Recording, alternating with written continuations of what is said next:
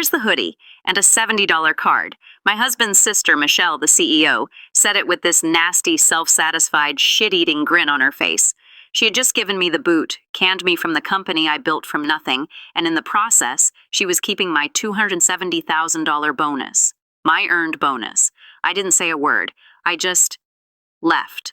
But see, at the Series B investor meeting, the big one, the lead investor, he opened my file. He looked right at her. And he said something that burned her entire world to the goddamn ground. $70. That's what my sister-in-law, Michelle, decided I was worth. After 4 solid years of bleeding for her, of building her fashion empire from scratch, from a literal pipe dream she had while doing hot yoga, she slid this cheap-ass burgundy hoodie across the billion-dollar conference table. It was one of ours, but from the reject pile. I knew because I'd flagged it myself. The pocket was sewn on crooked. She slid it at me, and tucked inside that crooked pocket was a gift card. Her perfect, blood-red, manicured nails tapped on the glass. Tap, tap, tap. Like a countdown, waiting for me to take my garbage prize. "We appreciate everything you've done, Jane," she said, her voice dripping with fake sincerity. That smirk, though. That smirk told the real story. And my husband, Sean, he was sitting 3 chairs down. 3 chairs, just staring at his phone, like it held the secrets to the universe, like he was trading crypto or checking sports scores, anything but watching his wife get systematically dismantled. His wedding ring just flashed in the afternoon light coming through the floor-to-ceiling windows. I picked up the hoodie. I could feel the cheap, scratchy polyester between my fingers. This wasn't just getting fired. This was a message. This was a public execution. And that's when I knew. This was a declaration of war, a war she didn't even know she'd just started. Before we get into the guts of this, into the revenge, and trust me, it's coming and it is sweet, I have to ask you something. If you have ever, even once, been undervalued at work, if you've ever had your boss take credit for your idea or watched a coworker get praised for something you did, then you need to be here for this. This isn't just a story, it's validation. Go ahead and hit that subscribe button. Right now. It's free, and it's a way of telling the universe that you're not going to be a doormat. If you don't subscribe, that's fine, but I have to ask, why? Are you one of them? Are you the one stealing credit? If you're not going to subscribe, you have to go to the comments and tell me why. I genuinely want to know what kind of person hears this setup and thinks, nah, I'm good.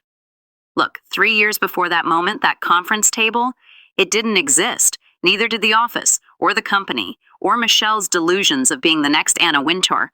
Back then, the office was the 500-square-foot 5th-floor walk-up Sean and I rented in Bushwick, Brooklyn, right over a 24/7 laundromat. And that place, it was a dump. I'm not being dramatic. The floors groaned like a haunted house with every step. The windows were practically painted shut from decades of lazy landlords slapping on another coat of beige. And the vents? The vents just pumped up this permanent, god-awful smell of industrial-strength fabric softener and pressing chemicals. It clung to everything. Our clothes, our hair, our cheap IKEA sofa. But it was ours, and it was where Echelon Apparel began. Every single morning, 5 a.m., on the dot. I'd slip out of bed while Sean was still dead asleep. His arm would always flop over to my side, even in his sleep, searching for warmth that was already gone, already at the kitchen table. Those early hours, they were mine. They were sacred. Before the world woke up, before the emails started flooding in, before Michelle inserted herself into every decision and turned the whole thing into something I didn't even recognize. I'd brew a cup of the cheapest Folgers instant coffee, we couldn't afford anything else, and I'd crack open my laptop. And there they were. Dozens of emails from suppliers in Bangladesh, Vietnam, India, all just ending their workdays. Our kitchen table, a $40 score from Craigslist, was our first headquarters. It was constantly buried. I'm talking buried under fabric swatches, shipping invoices, customs forms, and sketch pads filled with designs I'd doodle between negotiating supply chain logistics. I taught myself Mandarin phrases, just enough to be polite, just enough to show respect, all to communicate better with Mrs. Lee in Guangzhou, who would eventually become our single most important supplier. This woman, She was incredible. She'd stay on video calls with me past midnight her time. Her daughter Amy would translate all the technical details, the thread counts, the dye lot minimums, and Mrs. Lee would just hold up different fabric samples to her grainy webcam, explaining in gestures and broken English why this new sustainable cotton blend would revolutionize our entire production line. She was a visionary, not Michelle. Sean. Sean believed in it back then, or at least I let myself believe he did. He'd stumble out of bed around 7, maybe 7:30, kiss the top of my head and bring me a piece of burnt toast. He'd look over the business plan, the one I spent 3 sleepless weeks perfecting, the market analysis, the 5-year projections, the cost-benefit analysis of every single material. Michelle? Please. She was a footnote. She was teaching part-time yoga to bored housewives in Park Slope. She'd stop by our place maybe once a month, usually to borrow $20 or complain about her landlord. She'd look at my piles of fabric and say, you know, we should really make athletic wear that, like, aligns the chakras. Or, have you thought about incorporating healing crystals into the t-shirts? Sean and I would just smile, nod. Great idea, Michelle. And the second she left, we'd get back to the real work of building a goddamn company. The day it all started to crack. It was a Wednesday. About 6 months in, Mrs. Lee had just FedExed me samples of a new bamboo cotton blend. It was revolutionary, soft as silk, durable as hell, and it would cut our production costs by $40,000 a year, 40 grand, while improving the quality our small emerging customer base was starting to expect. I was on a video call with her. Amy was translating a mile a minute. We were deep in the weeds, negotiating minimum order quantities, when I heard Sean and Michelle start arguing in the bedroom. The walls were paper thin. I heard everything. Why do we need all these foreign relationships? Michelle's voice was sharp.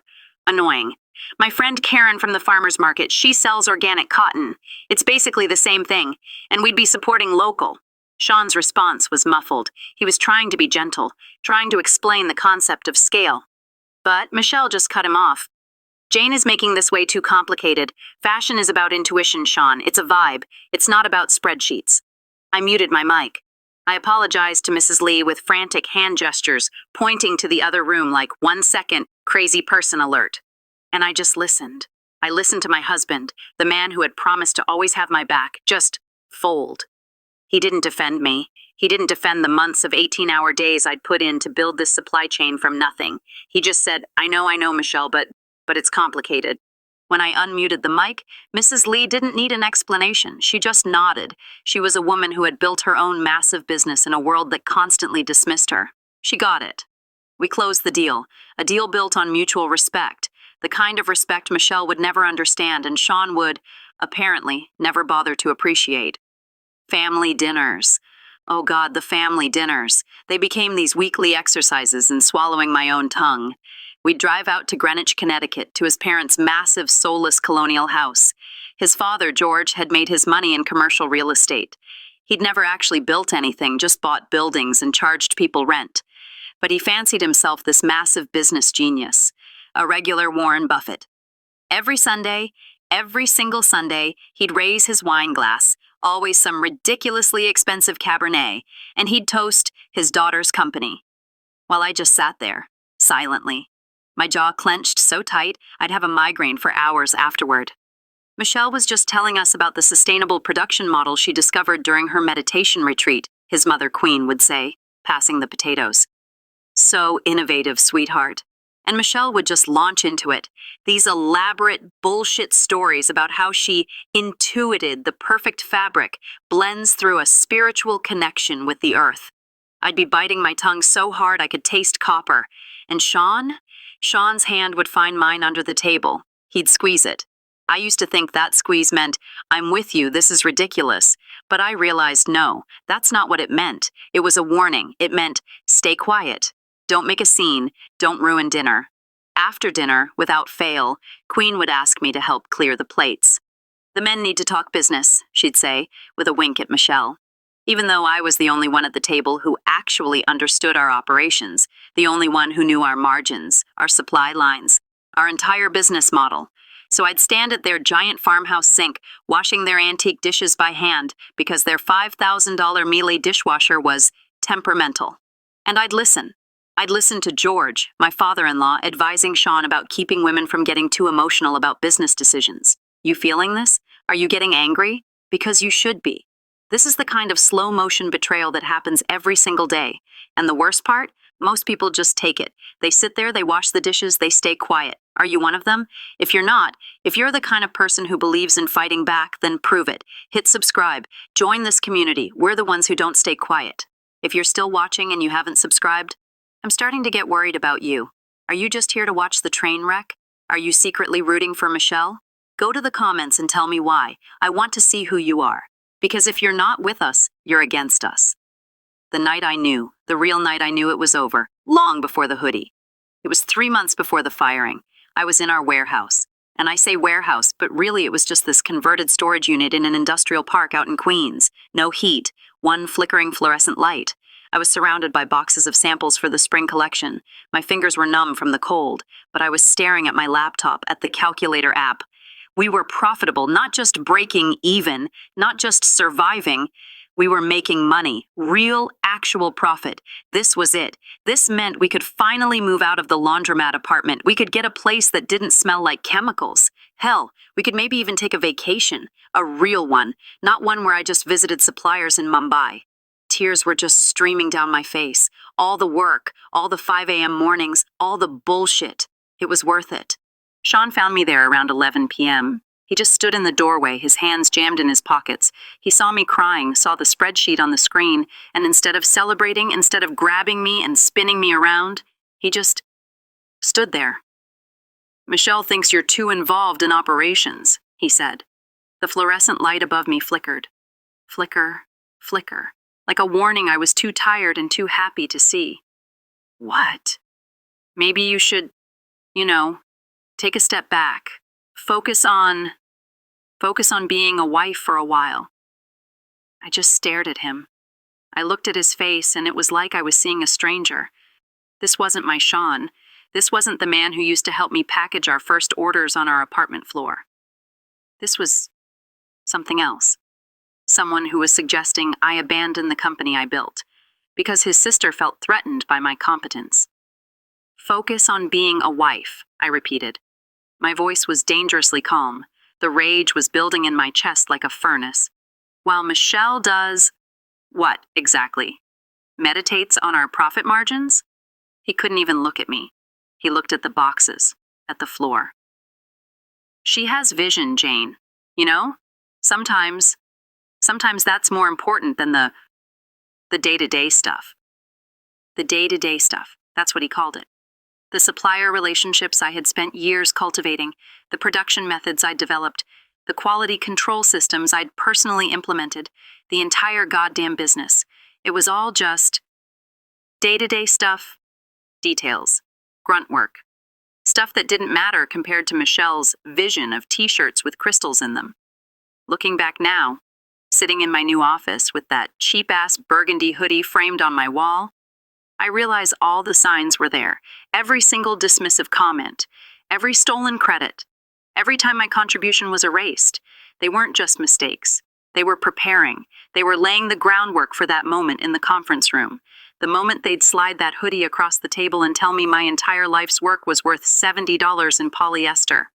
The foundation we built together, it was never together. It was mine, built on my expertise, my sweat, my 5 a.m. mornings, and they were just watching, waiting for the right moment to push me off the cliff and claim it all for themselves. The Monday after Sean told me to focus on being a wife, I went to the office. I tried to log into our sales database. Same password I'd used every single morning for 3 years. Access denied. Red text. Blinking. Please contact your administrator. I was the administrator. I refreshed. I cleared my cache. I restarted my damn laptop. The message just stayed there, mocking me. Sean was in our tiny kitchen, buttering toast. He was struggling with the strawberry jam jar, his back to me.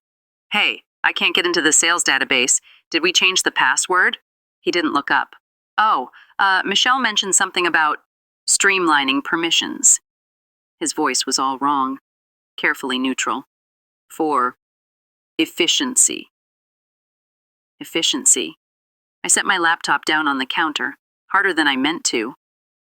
Sean, I built that database. I need those numbers to coordinate with Mrs. Lee. The spring shipment is due. He finally turned. He looked at me, and there was something in his eyes. Pity? Fear? I couldn't tell, but it made my stomach drop into my shoes. It's probably just a tech thing, Jane. You're taking it too personally. Just call it. Call it. So I did. I called it. It was a 19-year-old kid named Derek who sounded like he was about to throw up. Yeah, Ms. Fitzgerald, Michelle, she specifically requested your access be limited to, basic functions only.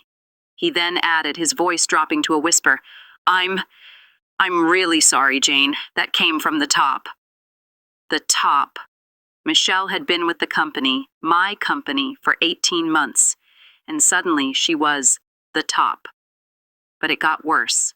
The following Thursday, I found the new marketing materials. By accident, a FedEx guy had left 3 big boxes in our storage room instead of at the main office. I opened them, thinking they were fabric samples from Vietnam.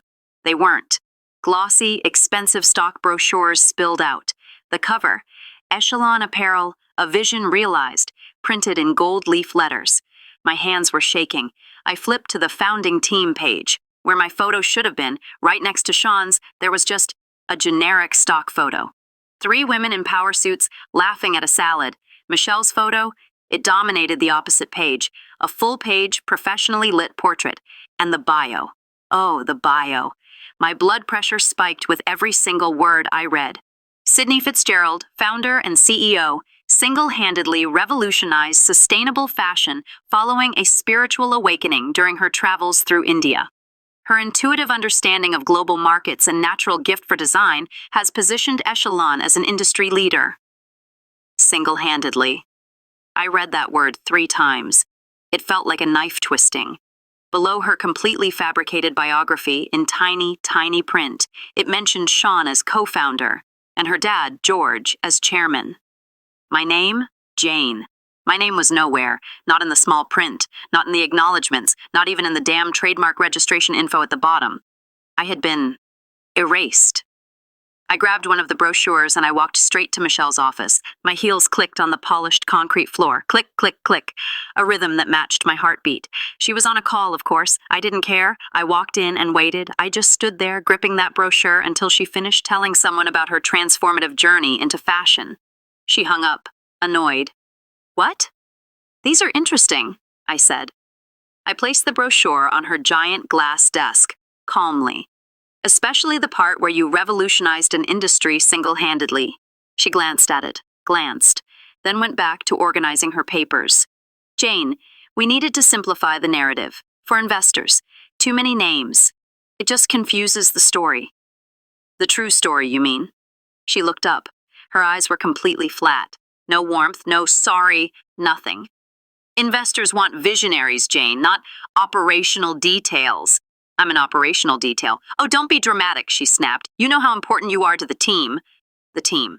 Not the company we built, not the partnership we formed. The team. Like I was some second-string player she could just bench whenever she felt like it. The trade show. Las Vegas. 2 weeks later. This was when I realized just how deep the deception went. I was managing our booth. I was still doing my job. I was explaining our sustainable practices, the ones I developed, to potential buyers from Nordstrom and Saks. And then Mr. Denzel showed up. Mr. Denzel. He owned one of our key manufacturing facilities in Mumbai. His innovative water-saving dyeing process was the entire basis for our environmental claims. Jane! His face just lit up. Genuine warmth. I was hoping I would find you. I must tell you, I was very, very confused yesterday. Confused? Why? What happened? He lowered his voice. Yesterday, your Sydney. He meant Michelle. She approached me at the evening reception, introduced herself as the sole founder, claimed she discovered my factory through... He paused, searching for the word. Through spiritual meditation. She said the universe guided her to us. My mouth went completely dry. He leaned in closer. My friend, he said, and he looked so concerned. You slept on my office couch for 3 days while we worked out the pricing. My wife brought you dal because you forgot to eat. You learned basic Hindi to talk to my staff.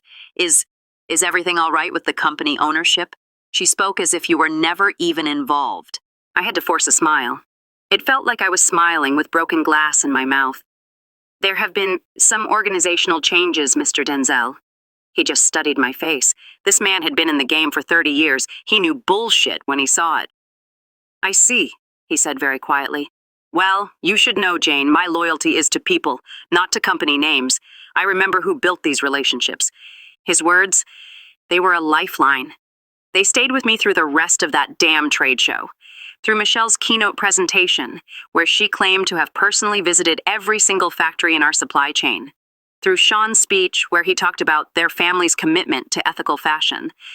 I just stood in the back of the room, invisible, watching my entire life's work get stolen, word for word, by a woman who couldn't find Mumbai on a map. This is the part that makes my blood boil. And it should make yours boil too. She wasn't just lying to investors. She was lying to the world. She was erasing Jane's work, her sacrifices, her relationships. This is beyond office politics. This is theft. And if you're sitting there just passively watching and you haven't subscribed, you are part of the problem. You're letting it happen. Don't be a passive observer. Hit that subscribe button. Be a witness. Be part of the justice that is coming. If you're still holding out, I am genuinely baffled. What are you waiting for?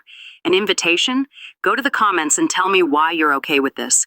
Why you would abandon this story now, right when the knives are out. I dare you. The final straw. Queen's 60th birthday party, back at the compound in Greenwich. Catered appetizers, a string quartet in the garden, the whole 9 yards. I wore this navy dress Sean had bought me for our anniversary, back when we were still us. I was just trying to blend in, just survive the night. I was refilling my wine glass in the kitchen when Queen cornered me. Jane, dear, could you help me with something in the powder room? Confused, but, polite. I followed her. Down this hallway lined with family photos. Dozens of them. Michelle graduating, Sean playing football, the whole family in matching sweaters. Not one single photo of Sean and me. Not from our wedding. Nothing. She led me into the guest bathroom, marble, tiny soaps, the whole deal. And she closed the door behind us. The click of the lock was so loud in the silence. Michelle tells me you'll be stepping back from the company soon, she said. She wasn't looking at me. She was adjusting her pearl necklace in the mirror. The vanity lights were so harsh. I'm sorry, what? To focus on starting a family. She said it so casually. You and Sean have been discussing it. The lie. It was so bold, so completely out of left field, I actually laughed. A short, sharp, bitter sound. We have never discussed that, Queen. She finally turned. Her face was hard. That polite hostess mask was gone. Well, perhaps you should. Michelle has always been the business mind in the family, even as a child. Such vision, such leadership. Through the closed door, I could hear Sean's laugh, that big, booming laugh I used to love, followed by Michelle's voice. I couldn't make out the words, but the tone, it was mocking. With all due respect, Queen, I said, my voice shaking. Michelle was teaching yoga in Park Slope when I built our entire supply chain. Her expression turned to stone. Built is such a strong word, dear. From what I understand, you've been helping with administrative tasks. Administrative tasks. 4 years, 18-hour days, sleepless nights, international negotiations, building a multi-million-dollar company, all reduced to administrative tasks. Is that what Michelle told you? Michelle doesn't have to tell me anything, she hissed. I can see what's happening. You're trying to take credit for my daughter's success. And frankly, Jane, it's embarrassing. The bathroom felt so small. The floral wallpaper was closing in. I reached for the door handle. Where are you going? Back to the party, to my husband. Your husband, she said, and the way she said it, it sounded temporary. Your husband understands family loyalty. I left her there, in her perfect marble bathroom. I walked through her perfect house. I found Sean on the patio. He was surrounded by Michelle's friends, laughing. He was in the middle of a story about me, about my emotional response to a supplier issue. He was using my work, my stress, as a punchline to entertain his sister's friends. He didn't even notice when I left early, or maybe he did, and he just didn't care enough to follow. I drove home alone that night. The dashboard clock read 11:47 p.m. I just sat in my car, in our parking spot, for 10 minutes, staring at our kitchen window, wondering when home had stopped feeling safe. Tuesday morning, the day. It was quiet, too quiet. Sean had already left for the office when I woke up. No note, just his coffee mug in the sink. The second I walked through the office doors, I knew. Conversation stopped, mid-sentence. People would look up, see me, and their eyes would just dart away. The usual morning Jane was replaced by this thick, awful, uncomfortable silence. Emma, Michelle's assistant, appeared at my desk at 10 a.m. She was usually this bubbly 23-year-old, all girl boss energy. Today, she looked like she was walking to a funeral. Her own. Michelle, she needs you in the executive conference room. At 3. She wouldn't look at me. She was staring at my monitor. Is everything okay, Emma? She shifted. Still no eye contact. Just the meeting. 3 o'clock. And that's when I saw it. Tucked under my desk, a brown banker's box, the kind of box people use when they're packing up their life. Emma, I said, my voice sharp. What is going on? I have to go. She practically ran away. 3 o'clock. Don't be late. I knew. The box. Emma's terror. The whispers. They were setting it up. A public execution. Michelle wanted witnesses. At 2:45, I went to the bathroom. I stared at my reflection. I looked tired, but I also looked pissed. I fixed my lipstick. I straightened my blazer, and I walked to that conference room with my head held high. They were all there. Michelle, at the head of the table, wearing this cream-colored suit that probably cost more than my first car. George, her father, to her right, staring at his phone, pretending to be busy. But his thumb wasn't moving. He was just avoiding looking at me. And Sean, my husband, seated 3 chairs away from his sister. He was just signing documents, a stack of them, signing them without even reading them. His wedding ring caught the light. Flash! Flash! Jane, Michelle said. Her tone was all business. Please, sit. I remained standing. What's this about? And that's when she did it. She slid the burgundy hoodie across the glass. The reject. We're restructuring, she said. Her manicured nails started tapping. Tap, tap, tap. And your position? It's become redundant. Redundant. I picked up the hoodie, the cheap, scratchy polyester. We appreciate everything you've done, she said, and that smirk was back. This is your severance package. I pulled out the gift card. $70. To a grocery store I didn't even shop at. What about my performance bonus? I asked. My voice was level. The $270,000 I earned for securing the contract with Mrs. Lee. That's being restructured as well. Michelle's smile widened. Budget constraints. I looked at Sean. He was still signing papers. Sean. His hand paused for just a fraction of a second. Then he kept signing. He wouldn't look at me. It's just business, Jane, he mumbled. Business. 4 years of building, 5 years of marriage. Just business. Is this from our reject pile? I held up the hoodie. I examined the crooked seam. Did you pick this one out special, or was this just luck? Michelle's smirk wavered, just for a second. We thought you'd appreciate having something to remember your time here. Oh, I'll remember, I said. I folded the hoodie perfectly.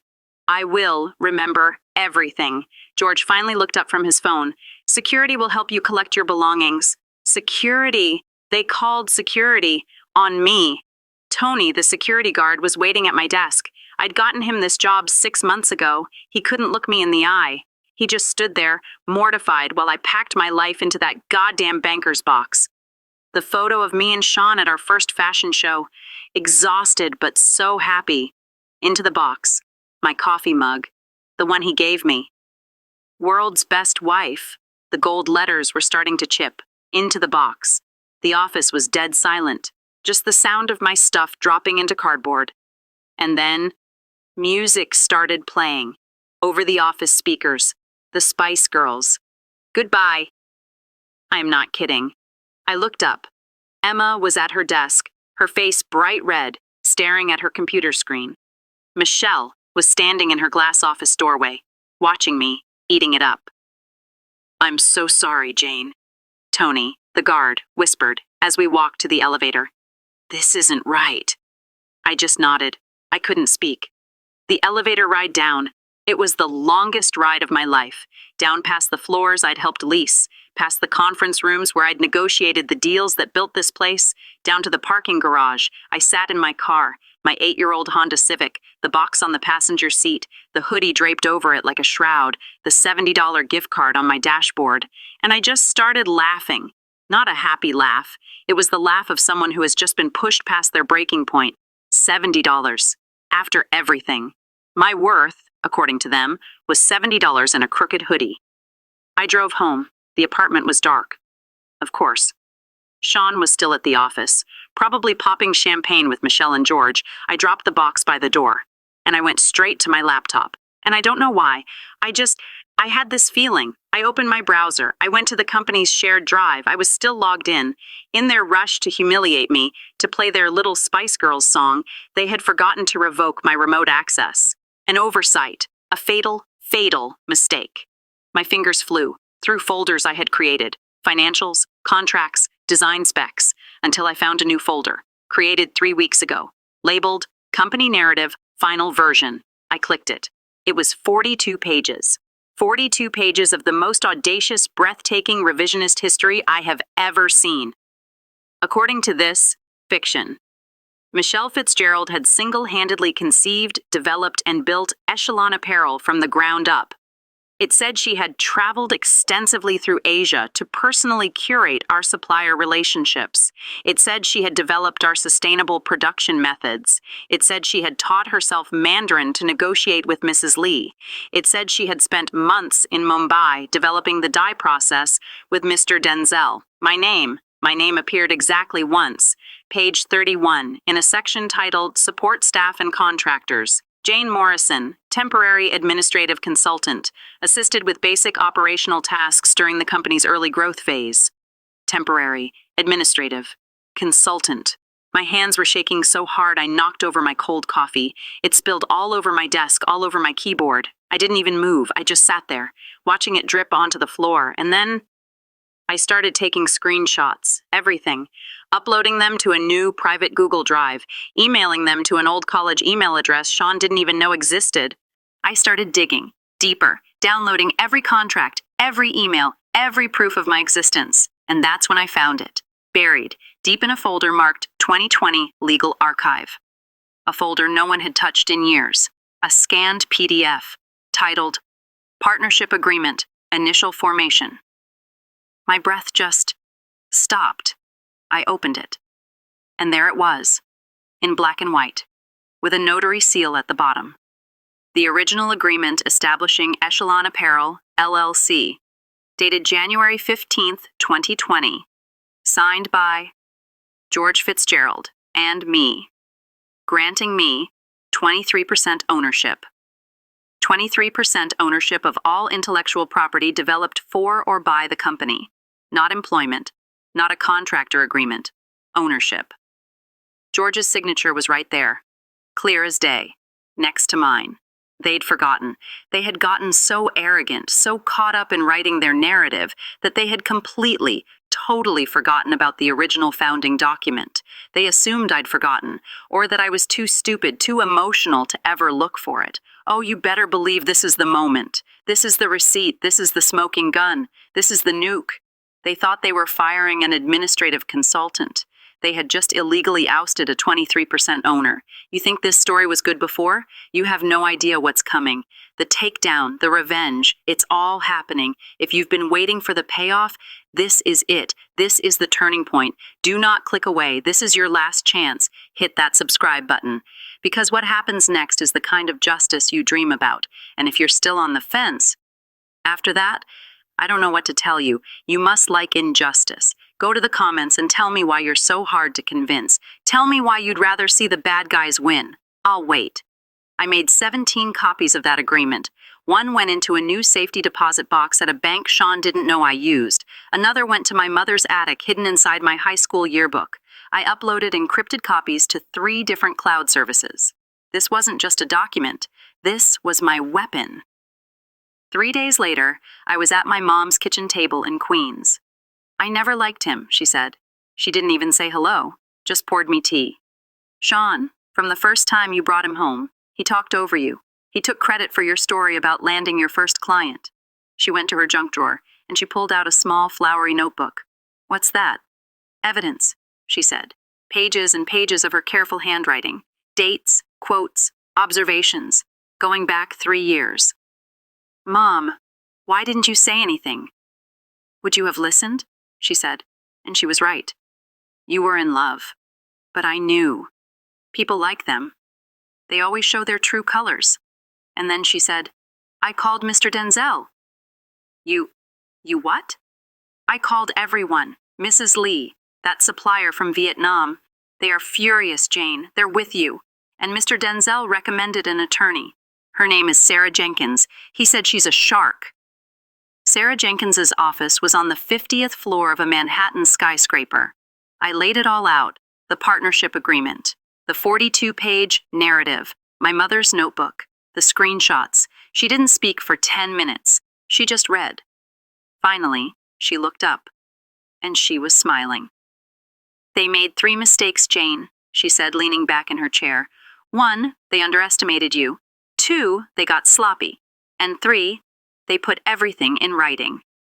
Is the agreement enforceable? She laughed. Enforceable? Jane, this agreement is the company. Based on their own valuations for this Series B round, which I found online, they're valuing their IP at $27 million. She let that hang in the air. Your 23% share. It's worth approximately $6.2 million. $6.2 million. They cannot raise a single dime with this hanging over their heads, Sarah continued. No investor will touch them. You have them trapped, Jane. She stood up, looking out over the city. So, the question is, what do you want? Money? Recognition? Or do you want to destroy them? I thought about Michelle's smirk. I thought about Sean signing those papers. I thought about that $70 gift card. I want what's mine, I said, and I want them to know that their $70 wasn't enough to make me disappear. Sarah turned around. Her expression was terrifying. Then let's make sure they never forget your name again. The plan was simple and brutal. We wait, Sarah said. We had 3 months. 3 months until their big Series B presentation. We let them get comfortable. We let them walk onto that stage. We let them tell their lies to a room full of the most powerful investors in the country. And then we strike. For 3 months, I became a ghost, but I was busy. I went to that final family dinner. I wore my best dress, and I brought my phone. Jane, so glad you could make it. Michelle was all fake warmth. I wasn't sure you'd have time now that you're, between opportunities. Actually, I said, taking a sip of wine, I've been reading that Fashion Weekly interview you did. Fascinating, especially the part about intuiting the supply chain through meditation. And under the table, my phone was on. Voice memo, recording. She loved it. She launched into this 20-minute monologue, admitting on tape that she'd never been to Asia, that physical travel limits the spiritual connection. I emailed the file to Sarah from the bathroom. Her reply? Perfect. Keep going. Next, I did something I'd never done. I followed Michelle to her yoga class in Soho. I laid my mat right behind hers, and I recorded her, bragging to her friend. Getting rid of her was like removing a tumor, she said, loud enough for the whole class to hear. She was holding us back with all her spreadsheets and concerns about reality. More audio evidence. Then, the 2 a.m. video calls.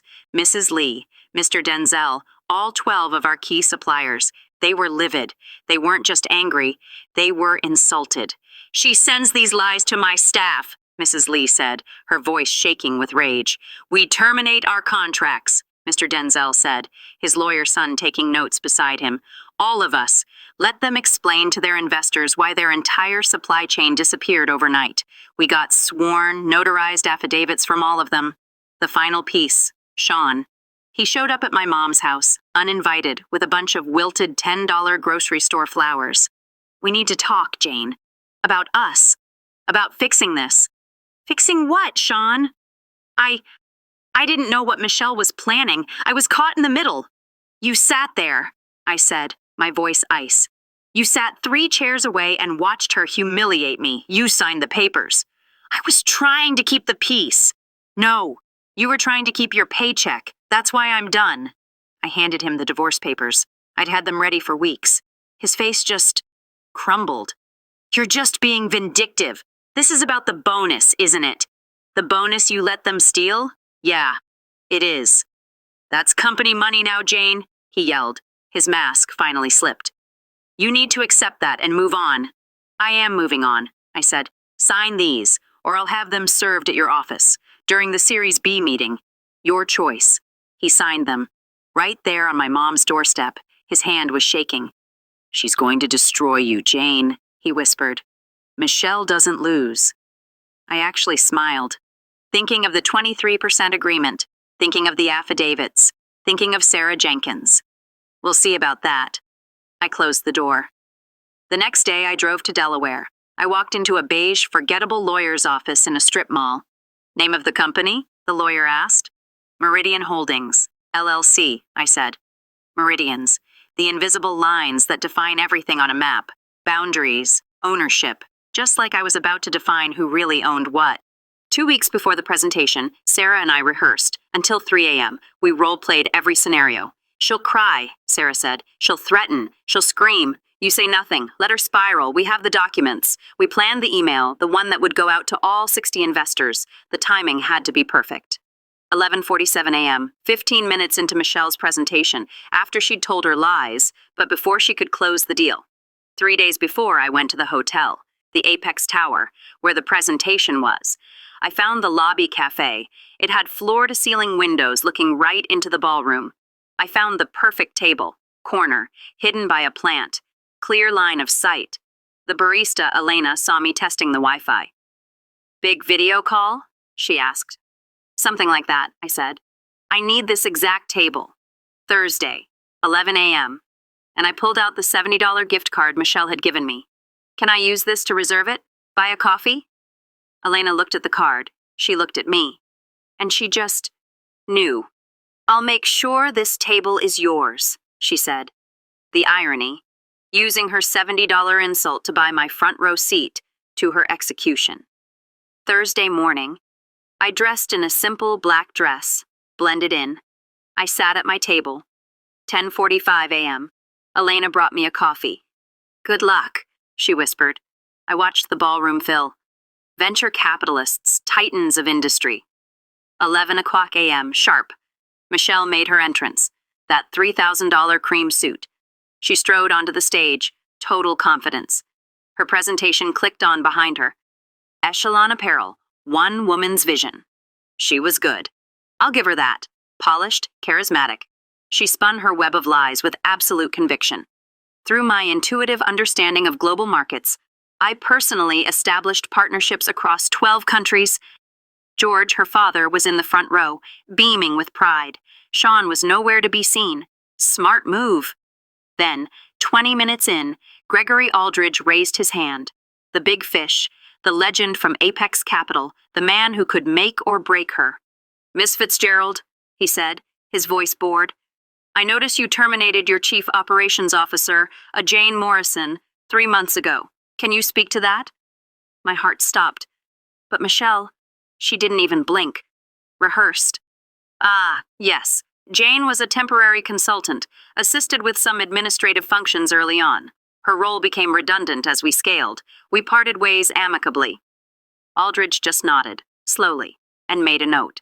She thought she'd handled it. She moved on. She was clicking to her slide on international expansion when my phone buzzed. A text from Sarah. Sending, now. 11:47 a.m. I watched.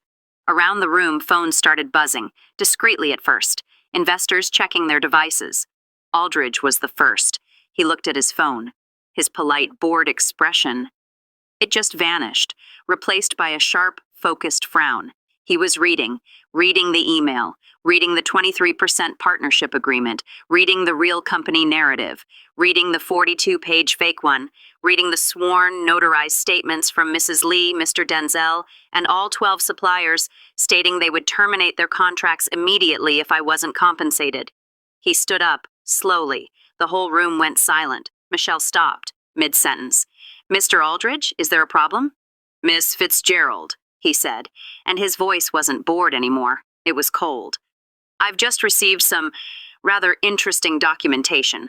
About your company's founding structure. Michelle's face, the color just drained. I'm not sure what you mean.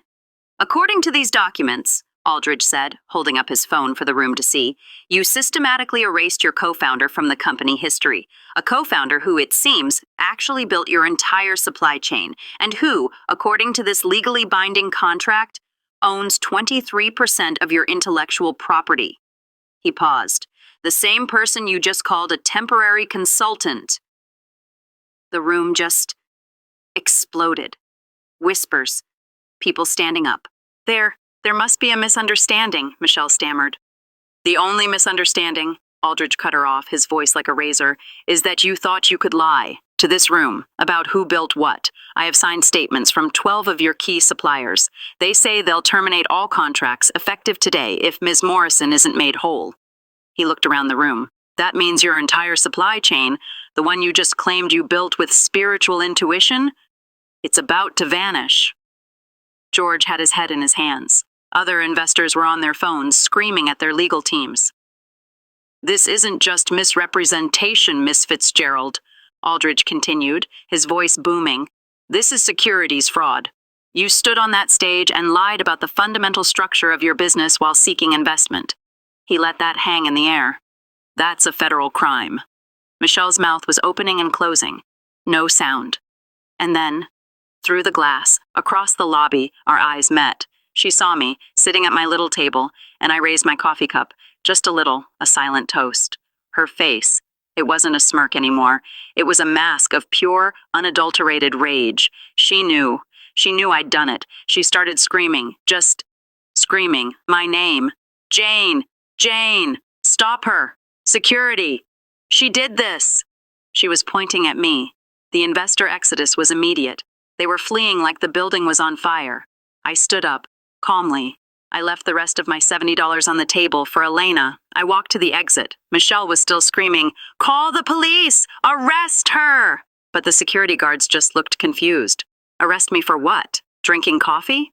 I pushed through the revolving door, into the fresh New York air. Behind me, her entire empire, her entire lie was burning to the ground. My phone was blowing up before I even hit the sidewalk. I let it ring. I answered Sarah's call. They're panicking, she said. She sounded like she was smiling. George has already called twice. Their lawyer is starting at $300,000. I actually laughed. $300,000 for $6.2 million? That's what I told them. I countered at the full 6.2, plus the stolen bonus, plus damages. They have 72 hours before we file the lawsuit publicly and send this entire package to Fashion Weekly. Sean tried to call. 48 times. I finally answered. Jane, please, he was sobbing. You're destroying my family. My mother is having a breakdown. Michelle locked herself in her apartment. My father won't speak. Your family destroyed themselves, Sean, I said. I just turned on the lights. We can fix this. We can work. You sat 3 chairs away, Sean. You let them give me $70. You called me an operational detail. You made your choice. She says you planned this, that you set us up. I documented the truth, Sean. If the truth destroyed you, maybe you should have built your life on something stronger. I hung up, and I blocked his number. 3 days later, the wire transfer hit, $6,200,000. I was sitting in my old Honda Civic. I just stared at the number on my banking app. I won. 6 months later, my life is different. I'm running Morrison Sustainable Fashion Consulting from my new penthouse office, overlooking Central Park. My first clients? Mrs. Lee, Mr. Denzel, all 12 suppliers who stood by me. They're my clients now, and I'm connecting them with real startups run by real people, helping them build the ethical supply chains that I pioneered. I'm doing exactly what I did at Echelon, except now I own 100%. And Echelon, last I heard, to pay my settlement, Michelle had to sell her majority stake to her father just to keep the company from imploding. She's not CEO anymore. She's working as a wellness consultant. I laugh. Oh, and that burgundy hoodie, it hangs in my new walk-in closet, right between a Chanel jacket and a custom-made suit. I framed it. It's not a reminder of my failure. It's a reminder of my price. It's my $6.2 million hoodie. A reminder of what happens when you know your value and you refuse to accept a single penny less. That, right there, That is how you take back your power. They thought they could erase me. They thought I was worth $70. They were wrong. If you felt that victory in your soul, then you know what to do. You're one of us. Hit that subscribe button and join the family. We have more stories to tell. And if after all of that, you still haven't subscribed, I'm genuinely speechless. I don't know what to tell you. You watched this whole thing. You saw the betrayal, you saw the fight, you saw the victory, and you're just gonna leave? Honestly? Go to the comment section. I have to hear the excuse for this one. I have to know what is possibly stopping you from being a part of this. For everyone else, welcome. I'll see you in the next one.